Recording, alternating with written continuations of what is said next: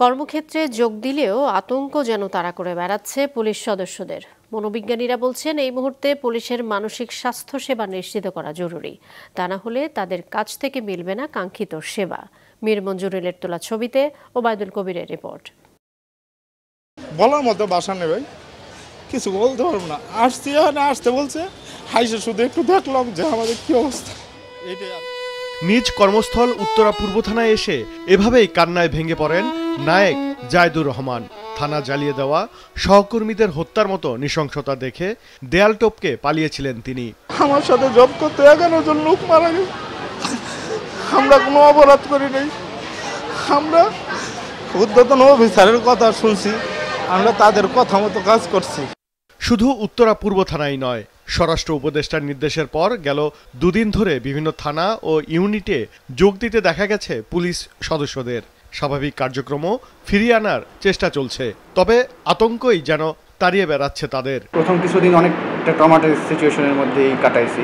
খারাপ তো অবশ্যই আছে, কিন্তু আমাদের দায়িত্বর জায়গাটাও আছে।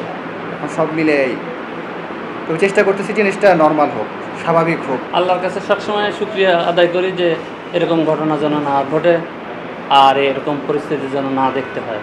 মনোবিজ্ঞানীরা বলছেন এই মুহূর্তে পুলিশের মানসিক স্বাস্থ্যসেবা নিশ্চিত না করলে তাদের কাছ থেকে কাঙ্ক্ষিত সেবা পাওয়া যাবে না। ট্রমা কিন্তু একজন মানুষের ব্রেনের স্ট্রাকচারের মধ্যে চেঞ্জ এনে দিতে পারে। কর্তৃপক্ষ যদি পুলিশ প্রশাসনের জন্য মানসিক সেবা দেবার ব্যবস্থা করেন, অর্থাৎ এটা কিন্তু একটা পরিকল্পনা করে তাদেরকে দিতে হবে, বিভিন্ন লেভেলে হবে। একদিন 2 দিনের কোনো ওয়ার্কশপ বা ট্রেনিং বা কথা বলা এটাতে কিন্তু হবে না। এটা হয়তো কারো কারোর জন্য দীর্ঘমেয়াদী হবে, কারো কারোর জন্য দেখা যাচ্ছে যে অল্প কিছুতেই তারা সেরে উঠতে পারবে।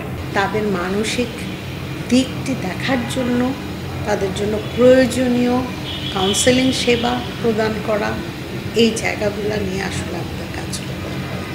রাজধানী সহ সারা দেশের বিভিন্ন থানায় 4 থেকে 6 আগস্ট সংঘটিত সহিংসতা, ভাঙচুর, লুটপাট ও অগ্নিকাণ্ডের ঘটনায় পুলিশের হিসেবেই প্রাণ হারান তাদের 42 জন সদস্য, আর আহতের সংখ্যা এখনও অজানা।